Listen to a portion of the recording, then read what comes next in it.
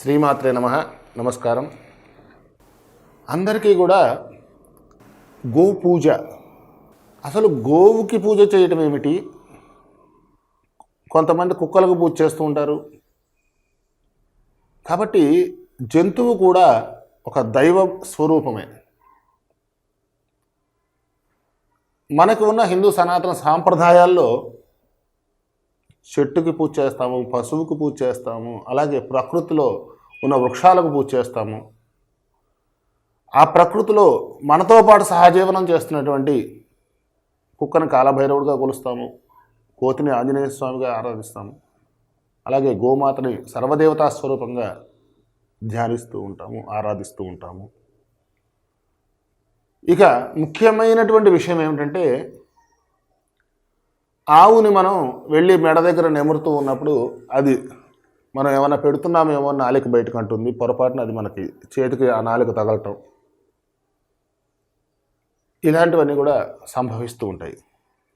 అదేదో దోషమా, లేకపోతే ఆవు నా చేయి నాకింది, దానివల్ల ఏదో నాకు ఐశ్వర్యం వచ్చేస్తుంది, ఇక దశ తిరిగిపోతుంది ఇక్కడి నుంచి అని చెప్పేసి ఇలాంటివన్నీ కూడా ఒక మూఢమైనటువంటి విశ్వాసాలు, మూఢమైనటువంటి నమ్మకాలు. ఏది చేసినా ఆ స్థితిలో మనం ఉండి ఆ పశువుకి కావలసిన పోషణని, దానికి కందిపొట్టో లేకపోతే వరి గడ్డో లేదా పచ్చని గడ్డి అతిగా పెట్టకూడదు, కొంచెం కొంచెంగా, లేకపోతే నువ్వులు బెల్లము, లేకపోతే మన ఈ అరటికి సంబంధించినవి, అలాగే శనగలు ఉడకబెట్టినవి, మనం ఏ ఆహారం అయితే తీసుకుంటున్నామో అదేవిధంగా దానికి కూడా ఒక పరిశుభ్రమైనటువంటి ఆహారాన్ని చేసి, అసలు చాలామంది ఏంటంటే గోవు యొక్క సేవ చేసుకుంటే ఆ జన్మ ధన్యమే. గోధూళి తగిలినా కూడా అది ధన్యం. అందువల్ల గోవుకి ఎప్పుడు కూడా వెనక తోక దగ్గర పృష్ఠభాగంలో నమస్కారం చేసుకోవాలి. ఇంకా చాలామంది ఏంటంటే విపరీత పోకడలు పోతూ ఉంటారు, ఆ 4 కాళ్ళ మధ్యలోంచి దూరిపోవడాలు, అది ఏదో చేస్తున్నారని చెప్పేసి కాలుతో తన్నచ్చు, లేకపోతే పొరపాటున ఏదైనా ప్రమాదం సంభవించవచ్చు. కాబట్టి అటువంటి సాహసమైన కార్యక్రమాలు చేయొద్దు జంతువులతోటి. ఎందుకంటే మనకంటే జ్ఞానం కలిగినటువంటివి జంతువులు. కాబట్టి మనలో ఉన్న అజ్ఞానం తొలగించుకోవడం కోసం అని చెప్పేసి పశువులకి మనం ఆరాధన చేయటం. ఎందుకంటే అది కూడా మనతో సహజీవనం చేస్తున్నాయి. ప్రకృతిలో మనం జీవిస్తూ ఉన్నామంటే ప్రకృతి మనం కాపాడుకుంటున్నప్పుడే దాని యొక్క కుటుంబాన్ని ఎలా అయితే మనం పోషించుకుంటామో అలాగే వృక్షాలని కానీ పశువులను కానీ మనం పెంచి పోషించాల్సిన బాధ్యత అనేది భగవంతుడు మనకు అప్పచెప్పినటువంటి ఒక కర్తవ్యం. ఆ కర్తవ్యాన్ని మీరు విస్మరించకుండా ఆ జంతువులకు ఎక్కడైనా సరే, మీకు గోశాల మనం వెళ్తున్నప్పుడు మార్గ మధ్యంలో ఉన్నప్పుడు ఆ గోశాలకు వెళ్ళి వాళ్ళకి ఏదో ఆ పోషణార్థం, ఎందుకంటే వాళ్ళు సేవ చేస్తున్నారు కాబట్టి అక్కడ సేవకులు కూడా జీవించాలి, దానికి సేవ జరగాలి అంటే ఆ సేవకులు ఉండాలి. కాబట్టి అలాంటి చోట్ల మీరు ధారాళంగా మీకు వచ్చిన సంపాదనలో 10% దాన ధర్మాలకు వినియోగించండి.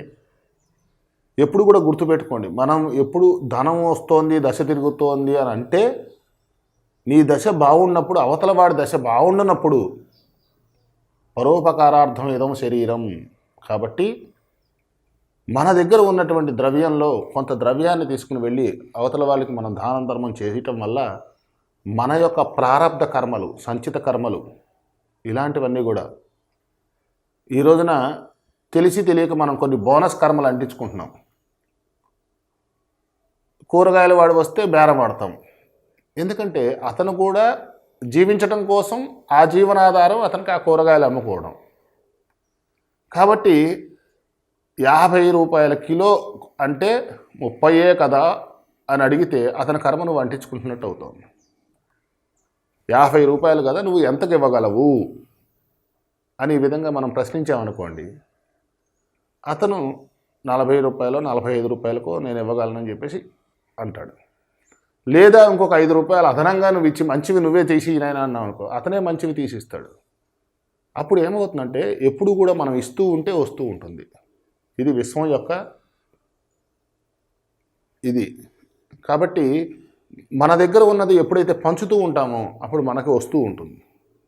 ఎప్పుడైతే మనం దాచుకుంటూ ఉంటామో దోచుకుపోతూ ఉంటారు.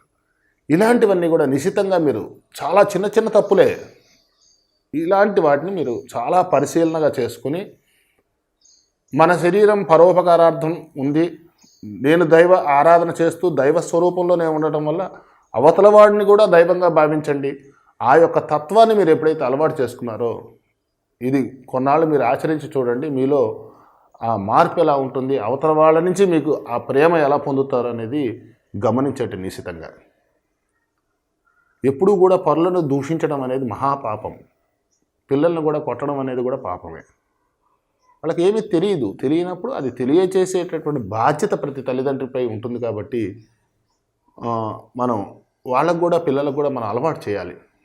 ఇది ఆవు నాన్న, దీనికి ఇలా మనం పోషించాలి, ఇది కుక్క నాన్న, దీన్ని మనం ఇలా, అది విశ్వాసం గల జంతువు, దానికి కూడా మనం ఇలా ఆహారాన్ని పెడితే ఆ పరమేశ్వరుడికి పెట్టినట్టే అని చెప్పేసి ఆ యొక్క భావనని పిల్లల్లో కూడా మీరు కలగచేయడానికి ప్రయత్నం చేయండి.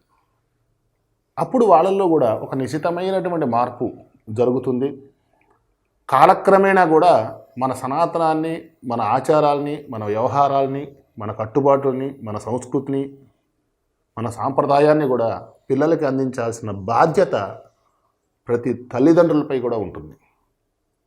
అంతే తప్ప అయ్యో అది ఇచ్చేస్తే పోతుంది నాన్న, అలా చేయకూడదు. చాలామందిని చూస్తూ ఉంటాం, వాళ్ళకేదో అనిపిస్తూ ఉంటుంది పిల్లలకి, ఆ భావన భగవంతుడు కలిగించింది. కాబట్టి మనం వాళ్ళ భావాన్ని మనం ఆ ఉద్దేశాన్ని కానీ అధిగమించకూడదు. కాబట్టి దాన్ని విపరీత పరిణామాలకు దారి తీయకుండా ఆ పిల్లల్లో మానసిక స్థైర్యాన్ని మనం నింపాలి, ఆధ్యాత్మిక చింతనను కూడా అలవాటు చేయాలి. పిల్లలతో కూడా సరస్వతి పూజ చేయించడం, వినాయకుడు పూజ చేయించడం, దగ్గర ఉండి తల్లిదండ్రులు ఇద్దరు కూడా దగ్గరుండి చేయిస్తేనే ఆ పిల్లలకి ఆ యొక్క విషయం అవగతమవుతుంది.